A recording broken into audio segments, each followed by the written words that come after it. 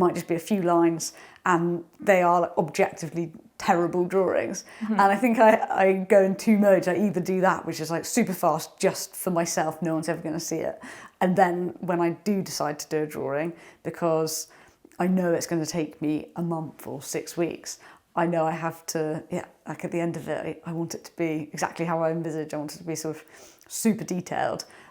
So I don't really do anything in the middle.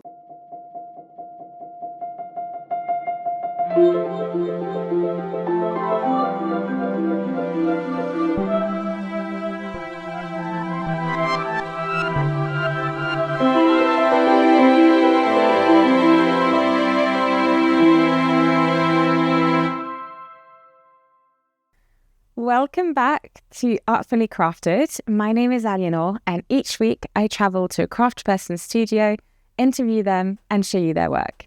This week we're going to Archway to meet graphite pencil artist Minty Sainsbury. This summer she was selected to exhibit her work at the Royal Academy of Art's summer exhibition for the first time with a piece called Practice, made up of 272 pencil stubs left over from the past 9 years of her career as an artist. That's 2.5 pencils a month.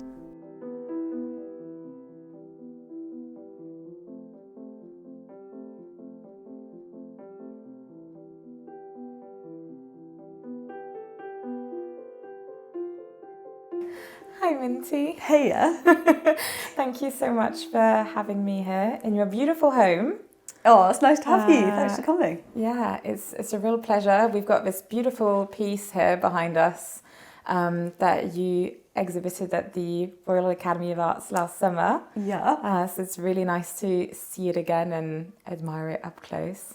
I wondered if you could start by telling us, a little bit about yourself and, the theme of your work and the medium that you work in. Sure. So I'm a graphite pencil artist. I sort of specialise in doing architectural drawings.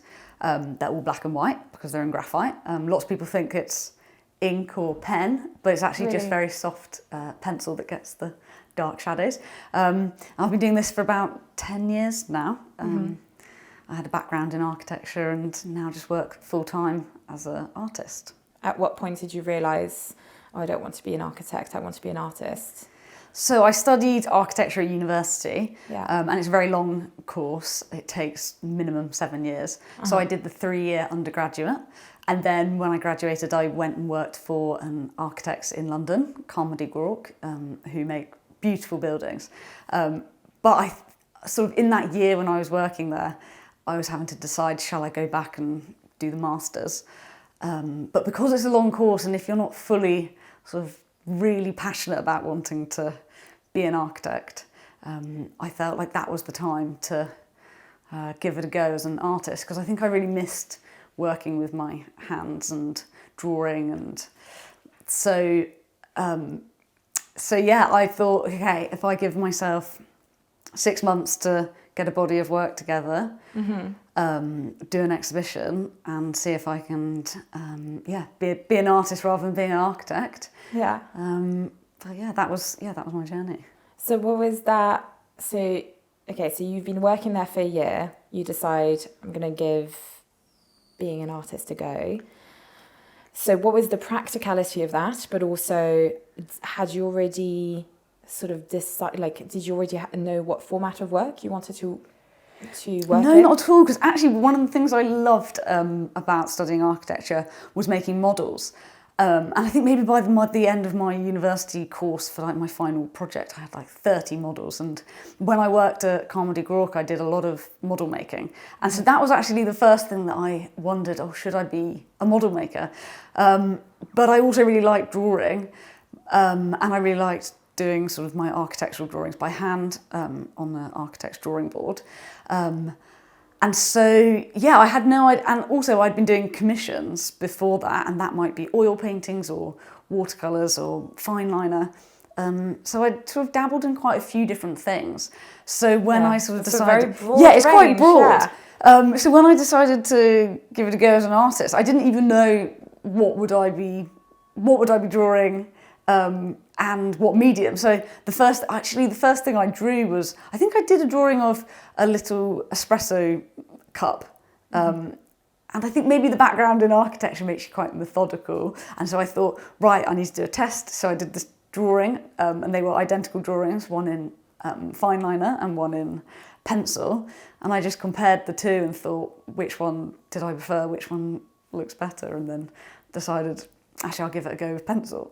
So it could have been, I feel like becoming an artist, I could have decided to go down a few different routes. I like that it was a really deliberate, as you say, like almost like very systematic approach. Like, right, I'm going to take one subject, I'm going to do different tests, and like that's almost quite scientific. It's quite funny because I think people expect artists to be kind of, I don't know, maybe to have this sort of like being super creative and like thinking in really outside the box. And I feel like that's quite a funny way that I was very like mathematical or like logical about it. Yeah.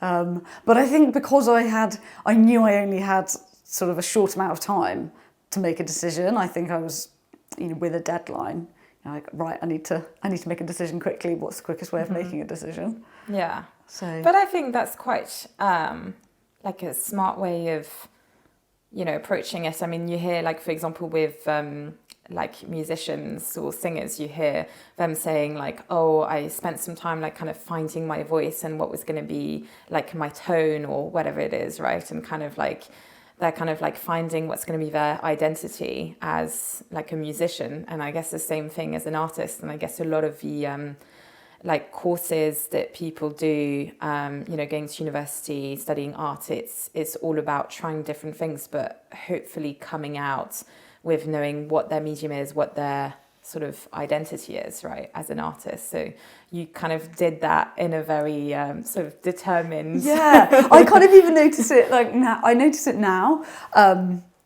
that if I have... when it comes to coming up with ideas for drawings, I'll often just sit with an idea for a long time and journal about it or put it in a notebook, and I'll just sort of think about it for a long time. But then when it comes to actually doing it, that's when I then become quite logical. So I had this idea for doing some drawings. I've probably been thinking about this project for 6 months, and then actually subconsciously you're probably working out problems just by thinking about it. And then when I've actually come to do it this last month, that's when I'm like, right, okay, I'm going to test out the scale of it, test out the size of it, and then that all takes a very short amount of time. Yeah. So you said 1 month for the actual making once you've sort of committed to your idea, and how long did you say for that sort of developmental stage? It totally varies. I think sometimes you have an idea and you want to do it immediately, and then other times you sort of just think about it, and sometimes in 6 months' time, you're like, oh, that was embarrassing. That was a terrible idea. I'm so glad I didn't do it. I'm so glad that's not gone out into the world. And then you can look back through old notebooks and have a bit of a laugh about it. And I think it's a nice way of dealing with it. Otherwise, otherwise it might go out too quickly. Yeah, it's nice to hear that you sit with those ideas. I don't know. I feel like people might see a pencil drawing and think that it's quite a quick thing, or that it's a very kind of spontaneous. But I think, for people who are considering buying your work, it's really nice to know just how much goes into it, and also like really like the time it takes also to like get to that end piece.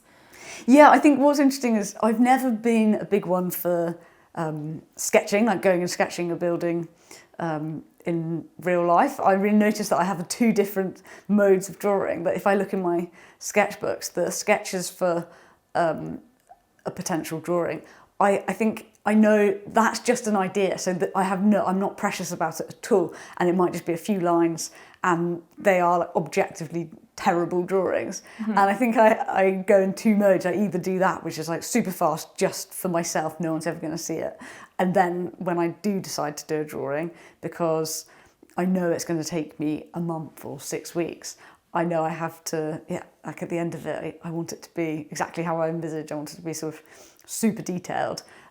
So I don't really do anything in the middle, which is like quite a detailed sketch. It's sort of, no, it's got to be either one. And so are you one of those people who always has like a mini sketchbook on them so that if you're walking down the street, you can just... Yeah, definitely. Yeah. Although I notice actually, apart as well as doing very small, like very loose drawings, I think doing a lot of journaling and writing actually plays a huge part in coming up with ideas.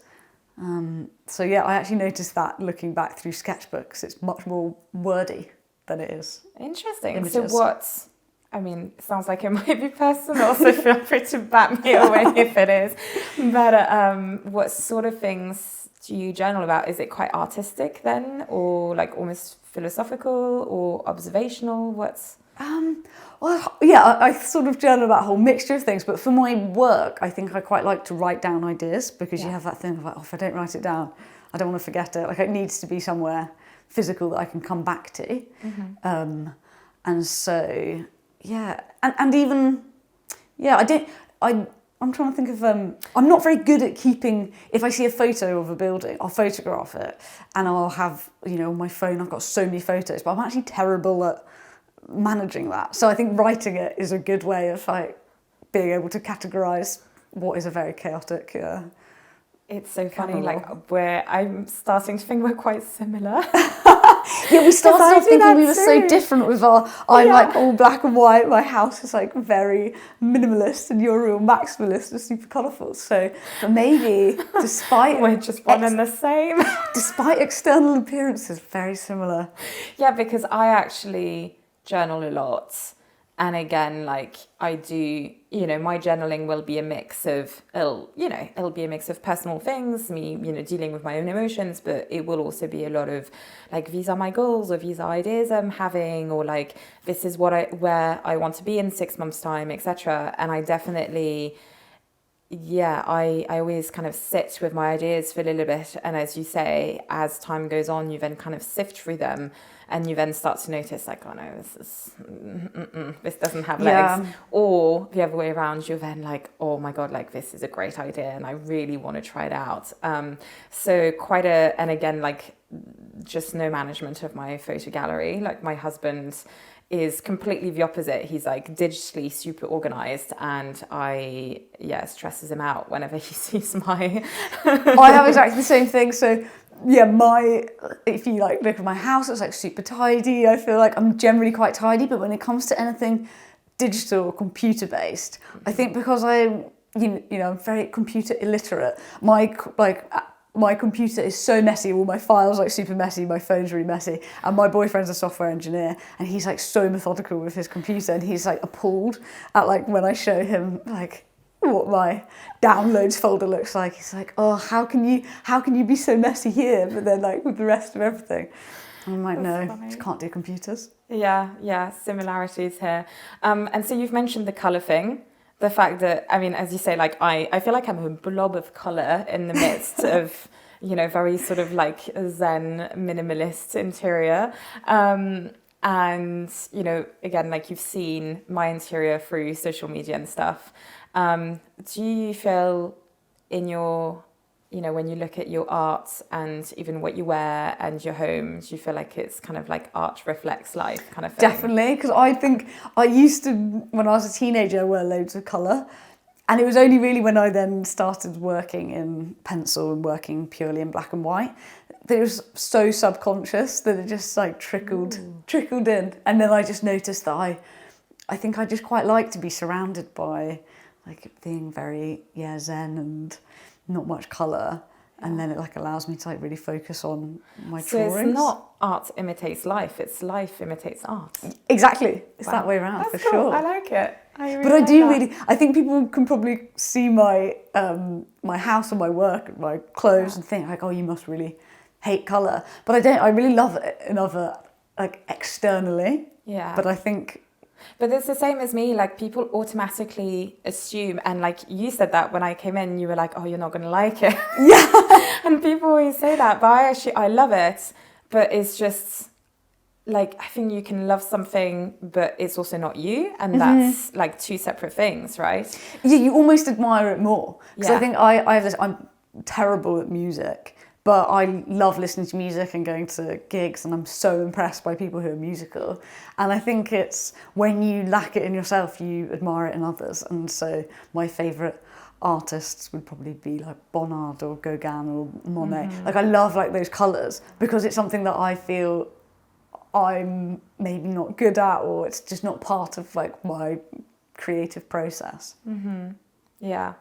So I want to take it back slightly to, so you did that 1 year working for the architecture firm. You decided, okay, I'm going to make it, I'm going to try and make it as an artist. You find your medium. What was next in your, in your sort of like how to become a professional artist? What was the next step? So the step from when I left working as an architect until, so I left my job and I knew that I can't afford to live in London and not have a job. So my parents live in the Highlands of Scotland in a very small village called Comrie, which is beautiful. And I was 23, I think. And so I set myself a bit of a challenge, really, of, right, I can give myself 6 months to create a body of work. I'll move home. I'll be quite far away from London and my friends and my boyfriend. But that's a good amount of time that I'll give it a go. If it doesn't work out, I can always go back to London and get a job working as an architect or something else. But, if you don't give it a go, you'll never know. And so, I went back and I made the first drawing I made. I shared it on Instagram and somebody wanted to buy it. And I thought, oh, this is amazing. And then also people started sort of commissioning me within the first few months. And so in that time, because I had the deadline of this sort of gallery space, which is just a gallery that you can hire, not being represented by a gallery. So is that, so you rented a gallery to give yourself a deadline? Is that? Yeah, exactly. Okay. So I found like what was a very affordable, like cheapest gallery space in London, and it was in Battersea. I think it was called the Gallery on the Corner, but maybe not. And I just booked that in and thought, okay, I've got that space. I know I need to have about 30 pieces of work. I've probably had ideas ruminating in the back of my mind as I was at university or working as an architect, and so they just like all poured out all of these ideas. And the first type of drawing I did was this street view drawing. So it's when you take one building in isolation at the end of a street with a sort of perspective vista view. And that was probably what I did a lot of in those first 6 months. Can you just reassure me, because you said that your drawings can take a month, but I'm doing the maths in my head and I'm like, she had 6 months to do 30 drawings. Like that does. Well, I think actually when I compare the drawings I did then to the drawings I do now, the drawings I do now are so much more detailed. Okay. And so even though they were detailed then, it's 10 years of practice, I would have thought I'm going to get quicker, but it's been the opposite. It's been sort of, it gets more detailed as opposed to faster. Well, you see more in a way, right? Yeah. So you train your eye, and the more you specialize in your topic, the more you kind of like go down the rabbit hole, I guess. Yeah, exactly. And suddenly what you were happy with 10 years ago, you're suddenly like, no, that's nowhere near like the amount of detail it should be. And that's a good thing. I think a lot of people that I've spoken with, they say, if you finish something and you're happy with it, like that means you haven't learned along the way, in a way, which is, I mean, it sounds like a negative that you wouldn't be happy with what you've just finished, but it kind of is the thing that keeps you moving forward, right? Yeah. And just another thing as to why I was able to produce a lot of work is because back then I didn't have, I was just starting out, so I didn't have any emails to be doing. I didn't have marketing stuff to be keeping up with. I didn't have sort of image licensing. There's so many little bits and bobs that I spend my time doing now that it's not quite so focused purely on just making.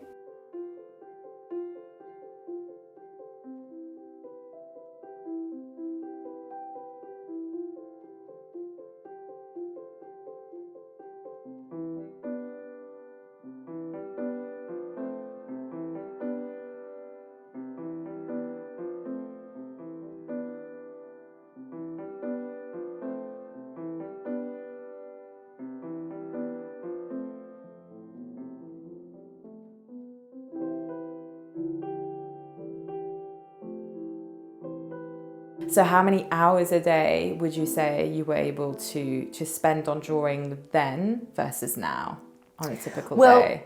I went back in the summer, and so in Scotland it's got very, we're lucky to have very long days in the summer. So I was getting up really early, sort of drawing from sort of 7, 8 a.m. until 7 p.m. I was doing really long days. And in that time I was just drawing, whereas now I might spend like 4 hours a day drawing. So there's 6 months take place, and then you have your show, which I find that amazing that you would just like booked the space and you were like, it's going to work out. Well, it's also probably one of those things that if you do something when you're 23, you're probably slightly more naive and probably have like the confidence of youth. You're just like, yeah, I'll give it a go. Whereas I don't know whether the older you get, the more you're like, oh, I'm not sure about that. And so sometimes you have to like recapture that sort of youthful enthusiasm. Yeah, and so I just thought, I will just invite everybody I know, anyone I've like, architects I might have done work experience with, literally anybody. But because there was less pressure, and you feel because you're starting from nothing, and so anything was exciting. Yeah. And so how did the show go? I think you mentioned to me off camera it was like 4 days, so it was like a pop-up, right? Yeah. So how did it go? Was it the results you were hoping? Yeah, definitely. I was really preparing myself that, it might not work out and no one would buy anything and I would have to go back and find a full-time job.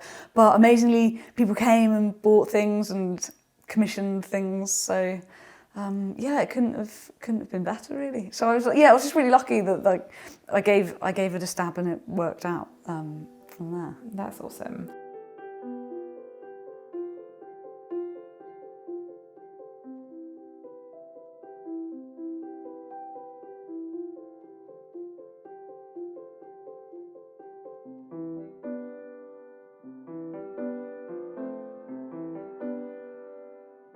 And so with pricing as well, I'm always wondering whether it might be a good time to sort of go back a little bit further, because I think a lot of people struggle with pricing when they first start. Yeah. But you said to me that you already had that sort of conscious, you were already conscious of your time and how you needed to monetize that in a way. And I think that's quite unusual for someone who's starting out and who's also quite young and maybe doesn't have that level of experience. But I feel like we need to kind of explain your family for us to have that context. So can you tell us about your... So I grew up in a very creative family. My dad's a wildlife artist, and so he works at home. He's always had a studio at home. And I think maybe having grown up with him as an artist, I'd probably always really admired that. And so I found this sketchbook from when I was probably 7 or 8, and all of the drawings I'd done in the corner, it's got a price. It might be like £7.50. And so I think I always had this thing of like, creating art is like you're creating art because someone might want to buy it, which is quite funny if I was to like see a child do that now. And then when I became a teenager, I think I got my first commission when I was 14. Yeah. And that's amazing. Like in my school holidays, I would work as a waitress and to make money, and then being asked, I was offered £100 to do a commission, and so I was like, wow, this is great. And so it's kind of like all of that encouragement. And when I was doing my GCSEs and AS levels, my art teacher bought one of my like final pieces. And I think all of this then builds into kind of understand or experience of making art is like, it's fun, and selling the art. Also, it's a validation of what you're creating is something people want. It's so nice. I mean, but also imagining you having that realization as a teenager of like, I worked this many hours as a waitress and that got me £100 versus I can make this painting and that's £100. like it's nice how you were able to kind of have those realizations like so young, when in a way it, like the financial impact didn't matter, right? Like at that age, it's pocket money, it's not rent, you know, and so it doesn't have that sort of like weight. And so probably by the time you did have those financial responsibilities, it's then already second nature to you to think about it in that way, but not in a stressful way, I guess, maybe. Yeah. I don't know if I'm through... maybe romanticizing it a little bit. No, it's true. Even through university, and then when I was working at an architect's, I was also doing, in the weekends, I was doing commission work, like watercolour portraits of dogs, or actually some house drawings as well, house commissions. So it was something I'd always had as like on the side. Yeah. So when I then became a full-time artist, it was sort of turning that side project into a main project. Yeah, that's a really cool. Yeah, I like that. That's sort of you really built it up over time in a way. But then you have that moment of professionalization, I guess, when you then decide on your medium, and so then it's not just about, oh, someone wants a portrait of their dog, or they want this, or they want that. Like at that point, you're kind of making for other people. You haven't really made that statement about who you are as an artist yet. Yeah, exactly. Because when you do commission work, you're drawing someone's dog, and you're not necessarily drawing what am I excited about. And so it was nice when the first few drawings I did were these street view drawings, because that was a kind of my own idea. I'm just picking up this lovely mug, which you said you watched Pearmain's interview, and that you didn't know that it was by her until you watched the interview. Is that right? Yeah, so I've got some friends, Steve and Ed, and they always give the most perfect presents. And they gave these to me a couple of years ago for my birthday. And I had no idea where they were from, and they're sort of become my favourite mugs.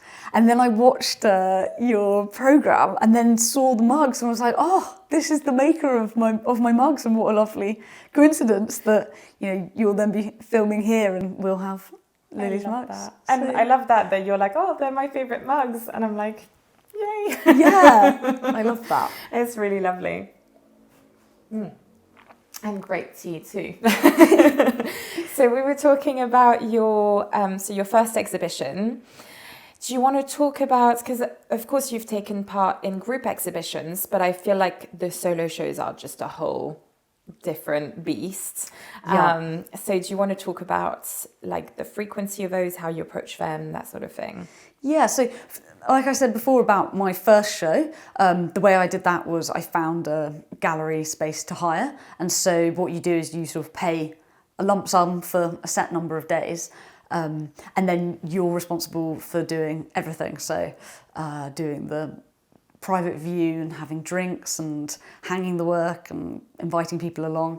So it's you've got to be wearing a lot of different hats. You've got to be creating the work, marketing, inviting people, and then actually being there at the time to meet people and talk to people. And that's actually, I love that. That's one of my favourite things, is being able to have people come along and talk about my work and meet different people.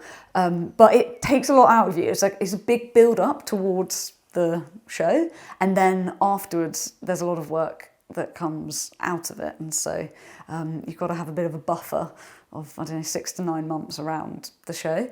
And therefore... After the show? Yeah, maybe 3 months after the show, you've got to, that you'll be working pretty hard and working a lot of weekends as well before the show. And so, because I feel like a lot of people would know that there's that build-up in the lead-up to the show, but can you talk about what is it? Because, so pre-show, you're obviously working on the pieces and you're working on the marketing and the guest list, all the things that you mentioned. But what is it that you're doing after the show? Because I feel like that might not be obvious to people. Yeah, so there's the practical things of delivering the artwork, sorting out orders, and a lot of people come and buy prints, and so it's doing that. But it's also, people might come along and commission artwork, and so you're then having to schedule commissions afterwards, or people might come along and have ideas about other shows to do. And so there's just a lot of, it's an exciting time because it's a time of lots of opportunities, but you don't want to miss out on all of those fun opportunities that have just sort of been put out there. So you sort of want to jump on it. Yeah. So yeah, even 3 months after the show, it's like kind of blocked out basically. Yeah, I think I've learned that. Because I think maybe before I thought like it'll just be a busy lead up and then you can chill afterwards, but definitely not. Yeah. But yeah, I've done 3 shows in London now, 3 solo shows, and then 1 in Glasgow with the Rennie Mackintosh Society in a Rennie Mackintosh church. So that was really fun. And so yeah, I need to think about when's the next one going to be. So how often, how do you space them out? It depends, but probably roughly every 3 years. And also, the reason for that being quite a long time is that it takes a long time to get a body of work together. And if I split my time between doing commissions and then my own personal projects. And so if I'm spending a lot of time doing commissions, once that drawing's finished, it's out the door, and I've got nothing to hang on the wall at a show. So I need to make sure that in between doing commissions, I'm creating artworks that I then want to exhibit. And I'm very fortunate that sometimes I create work and I share it on Instagram or on my website, and people might get in touch and want to buy it, and that's before it's been exhibited. And so, no complaining there. That's like every artist's dream. But it does mean you then don't have something to show. Yeah. And so you want to make sure that you're always creating enough that people don't come along and think, oh, I saw that last time, or it's got to be new. I see what you mean. Yeah. So the 3 years allows for the time that you're spending doing the business side, the time spent on commissions, and then the time actually spent working on the show. Yeah, that sounds like quite a lot to juggle. Yeah. And so that approach that you had with the first show of just hiring the space and doing everything yourself, is that still your approach now? Or do you go to galleries where they will have a team as part of it, where it's not just a space, but also an actual team around it that will help you market the show, etc.? Well, you've got to juggle the 2 options, because if you hire a gallery space and you pay a set amount for 4 or 5 days or a week or however long it is, that's your outgoings, but whatever you sell, you take 100% of it. Whereas if you work with a gallery, quite typically galleries will take 50% plus VAT, so that's 60%. And so that's amazing if they are bringing in clients and you're sort of selling out a show. But I don't know whether this is more typical of artists these days compared to 30, 40 years ago. But now that we've got the sort of opportunities of Instagram and sharing our work online, it means you can do your own marketing. And I think just because I can sort of market my own work myself, I've just tended to go for that option of just doing the gallery by myself. Let's go back again to that very first show. You said that there was obviously the cost of renting the gallery. There was the cost of, I guess, marketing it wasn't so much of a thing, right? Because that first one you were reaching out to friends and family. But you said putting on drinks, that will also be a cost. Are there any other costs to take into consideration? I think the main cost, because the gallery space, I can't remember exactly, but it would have been in sort of a few £100, maybe £200. Yeah. Whereas the main cost in creating my artwork, given that pencils and paper are pretty cheap relatively, is the framing. And so if you're actually going to have stuff on the wall, it has to be framed. You can't show it as a loose drawing. But I think in those first 6 months, I was quite fortunate that I was able to sell a couple of pieces before the show and also take on a few commissions. And so with the money I made from those commissions, I was able to pay for the framing costs and the gallery. So I wasn't out of pocket to start with. Fine. So that was kind of like you're starting up. So how much would you say in terms of proportion, how much would you say the framing was compared to renting the gallery? Was it twice the cost, I guess, or something like that? Yeah, if I think about it, if it's going to be framing 20, 30 artworks, a frame typically costs like minimum £100. Yeah, because I'm thinking, was it bespoke frames that you were Yes, getting? it's bespoke frames. Okay, yeah. And, you know, a frame I do now is like £200, £300. Yeah. So it was probably more in the region of, I don't know, £2,000. Gosh, yeah. Something like that. Yeah, that's a huge outlay. I feel like I don't know whether I've actually done any good maths on that. But anyway. Yeah, but you're right. The framing is a huge amount. And I tried to do it myself, actually. Now I look back, I think in that early time, I tried to like buy some frames and I learned how to float mount my own work in order to just try and reduce down the cost of framing. Mm-hmm.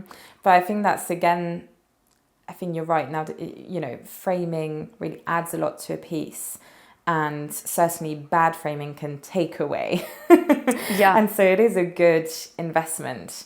But yeah, good framers are quite expensive. But I hadn't realised that actually the budget would far outweigh the cost of the actual space. Like, that's quite a big... Yeah, so much. That's... yeah. And it's something now that I think I now value the frame so much, and I've got the most amazing framers in South East London called the Framing Room, who made this frame. And also I now frame my artwork with non-reflective art glass, which again adds to the cost, but it just looks so good. But when you're first starting out, I feel like it's almost impossible to keep that like high quality. Yeah, and also you don't know about the framing. Like, that's the kind of thing you learn. I think with your framer, like, the more they see you returning, the more they're like, oh, okay, it might be time to like educate my customer to like the options open to them. Whereas if they see you coming in once and then never again, they're not going to bother necessarily to explain like all of the options, right? Yeah.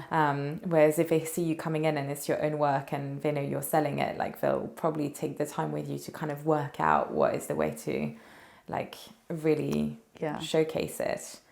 Off camera, we were talking about renting a studio in London, and you were actually talking about your studio now, and that question of, now that you have a beautiful home, you know, that you could potentially work in, do you do that? And that sort of thing, I guess, like, what's your... because that's also another kind of cost factor as an artist, is the studio space, right? Like, how do you approach that now? What's your view on it? Oh, it's a really difficult balance. I think the most difficult thing for me about being an artist is that I'm a really extroverted person, and I love being around others. But by its nature, being an artist is quite a lonely profession. Mm-hmm. And so I've been working in artist studios for maybe the last 5 or 6 years. And that's really nice, and it's really great to get out of the house, and I think that's really healthy. But at the end of the day, everybody's working on their own projects, on their own time schedules. So even though you're around people, you're not necessarily working on a shared project. So I've got a really great studio right now, but it's closing, and that's been the case for me for the last 6 years. As the studios I've worked with, the way it works is that they take over a building when it's in between being renovated, and then they can rent that to artists for low amounts, but with the caveat that it might get developed very quickly and you have to be out in a month.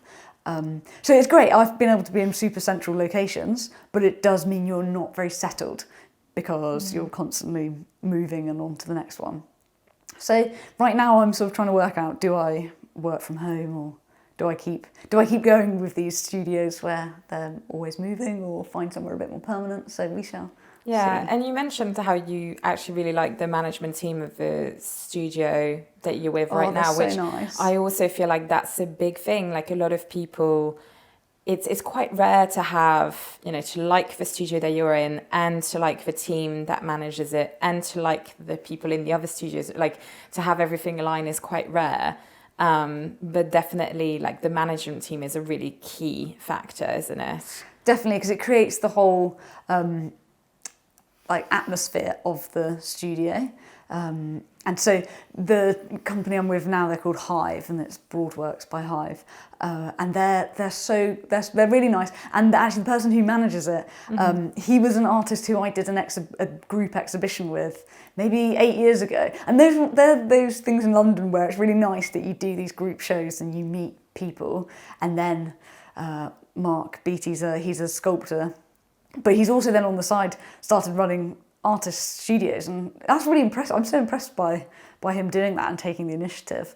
But it is something that, I don't know, I guess in the UK we're very proud of our cultural heritage and musicians and artists, and that's the one thing I feel is slightly lacking, or it's difficult for artists in London, is getting pushed out to the very far edges of the city, and it's really hard to find studio space. Do you feel that being an artist has, and particularly London, has impacted the way you've approached not, I was going to say renting, but not just your studio, like if we talk about your own home where you live, do you think that's approach being a renter, do you feel like that's impacted you as a renter and also as a homeowner? Like, do you think that's impacted that journey? Yeah, I guess living in London, it's an expensive place to be, and it's a great place to be as an artist, and I really want to be in London because you've got all the inspiration of having galleries and taking part in exhibitions.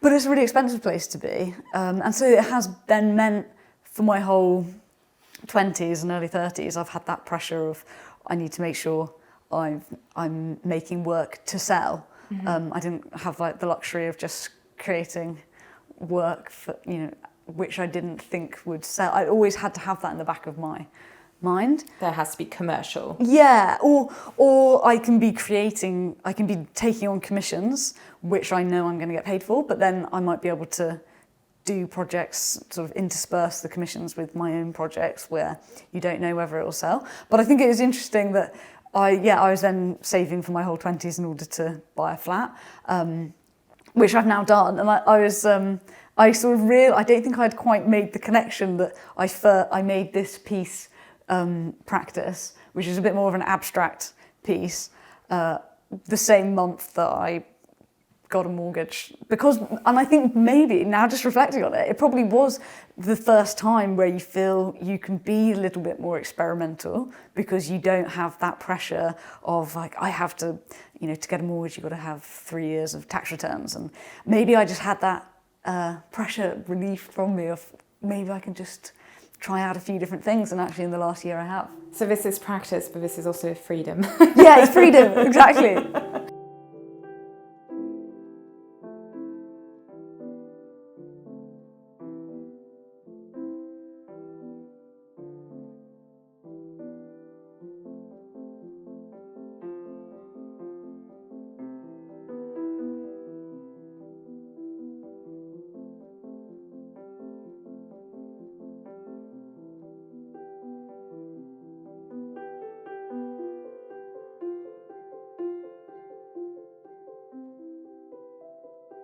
Do you feel free to experiment more so than you did before then?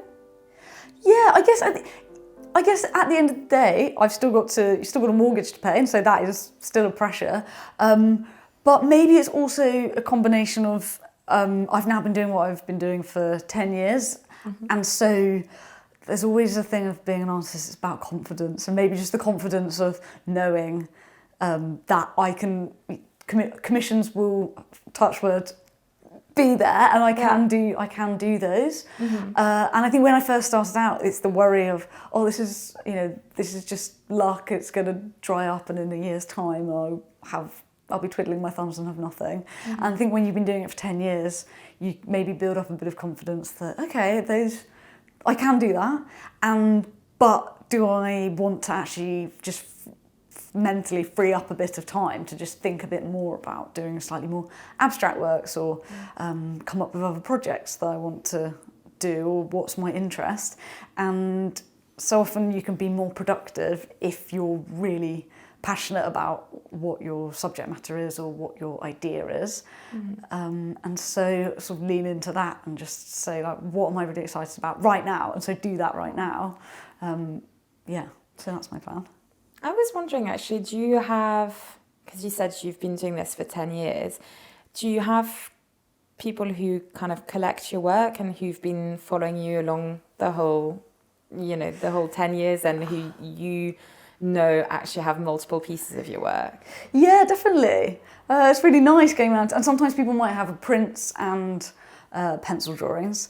Mm-hmm. So yeah, there's people who've bought pictures at the very beginning and then continued to collect pieces. And it's very lucky. And throughout that time, not only having sort of long-standing clients, but also other artists. And one of the best things that come out of Instagram is having a community of other artists. And we're in a bit of a niche of sort of architectural artists or black and white artists or architectural photographers. But we've all got that same shared passion and also very similar like work lifestyle that we share. And we've all met each other sort of on Instagram and then hang out and see each other every few months and share our worries and problems and Yeah, well, it's nice, actually, because I guess, I don't know, your first contact with my husband, I don't know if that was on Instagram, but then he came to your show and then now you were commenting about like watching his video and like relating to what he was saying. So like I can sort of see,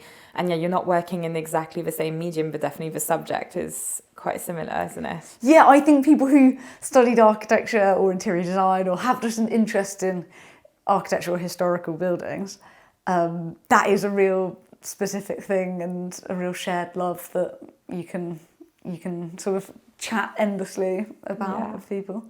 And talking about being with other artists, I feel like we so this was exhibited at the Royal Academy of Art Summer Exhibition, and there were also lots of other artists there. What was that whole process like? Oh, it was amazing. It's one of those things that I think most artists in the UK probably apply to the summer exhibition, and I'd done it for years and years and never got in. And really, that's cool. And so it was it was the first time I'd got in, and interestingly, it wasn't one of my architectural drawings, but something sort of the most like abstract thing I'd done. And so it was an amazing thing to take part in. And you go along, and there's all the artists come, and then you sort of process down Piccadilly, and you go to the church, and there's a church service, and then you go back.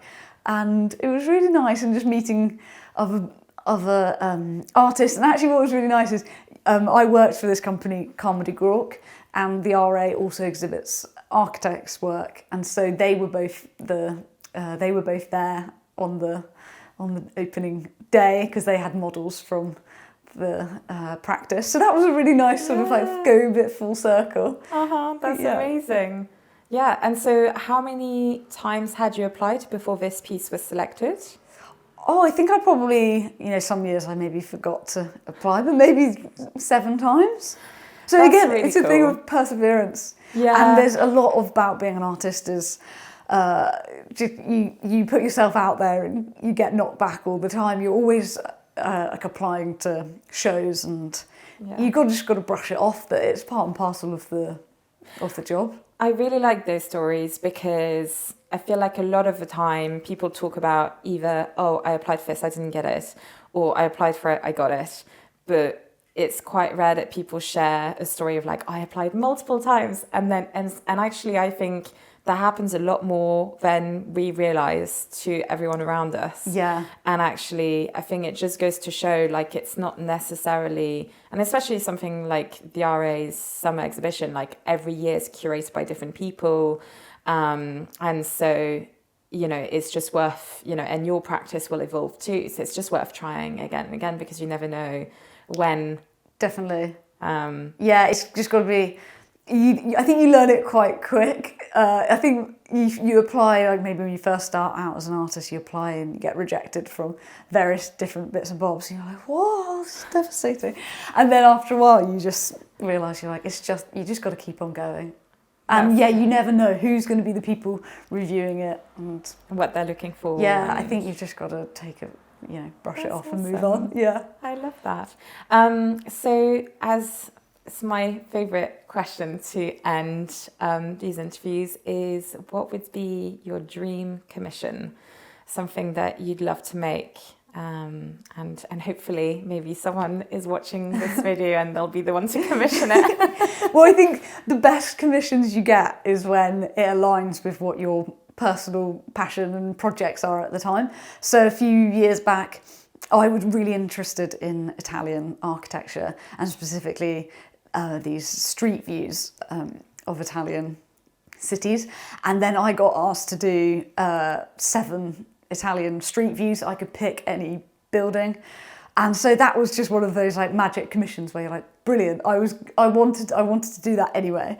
And so now I get to do that. And so I was thinking, what would be in the future? What's my interest right now? So I went on an artist residency to India last year. Mm-hmm. And that's my main passion and interest right now is Indian architecture. And so I went on this residency and I came back and I had quite a lot of commissions to work on, and only now have I really freed up the time to fully focus on it. And I've just in the last month been starting to make a few more drawings. And so I think the main idea I have right now is doing these very small sort of 2-inch square drawings. And I think it would be great to be able to do sort of 100 of them. And so, if someone could commission me to do something, I think it would probably basically just be that, because I want to do it anyway. So it would be basically lots of small drawings, but all together as like one wall installation? Yeah, exactly. So it'd be some zoomed in pictures. I think it's what I've realised looking at my art over the last 3 years. I've gone from doing a whole facade of a building or a street view, taking in context, and over the last 2 or 3 years I've really focused more on these cropped views, so it's more about the texture and the detail and less about the overall shape of the building. And when I went to India I was just sort of blown away by the detail in the architecture, and taking on a whole building I think would just be too overwhelming. And I think the idea behind the drawings is to look at a really small section, and by zooming in you can actually appreciate the detail more, because you're being forced to only see a tiny bit and be like, oh wow, and then you can extrapolate it out and think like, if that's just a tiny bit, what's the impact of that on a bigger scale? So then when you imagine all of these small drawings, are they just like small details of one building, or is it small details from lots of different buildings? Well, I think to start with, I want it to be just of one building. Yeah. And so I'll take that one building and maybe do lots of different crops of it. But eventually I think I've got ideas of, that would, you can do it from one, and then it'd be nice to do it from others. But when I went to India, I'd never been before, and so I was just a sponge absorbing all of this information, but I didn't really have an idea as to what artwork I wanted to create. And it's only from sort of looking back at the photos and like thinking about it, have I then come up with an idea of what I want to do going forward. So now I'm like, I want to go back and actually go and take photos and come up with drawing ideas with this in mind. Yeah, again, that goes back to what you were saying about ideas kind of need to settle and exactly. like take shape, and then you're sort of ready to really approach them properly. But thank you so much for making the time to do this with me. I've really enjoyed it, and I hope that we've given lots of different perspectives on your life as an artist. No, it's been really fun. Thank you for coming.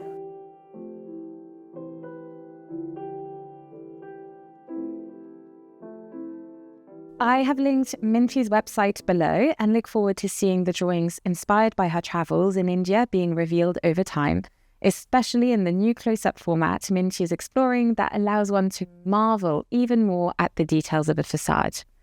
Thank you for watching, it means a lot, especially as at the moment this channel is entirely self-funded. So please spread the word, like, share and subscribe. See you next week. So now that you feel a little bit freer, I guess. Freer or more free? No. Oh God. More free. Freer? Freer? Freer. Unshackled. That's going to be the blooper.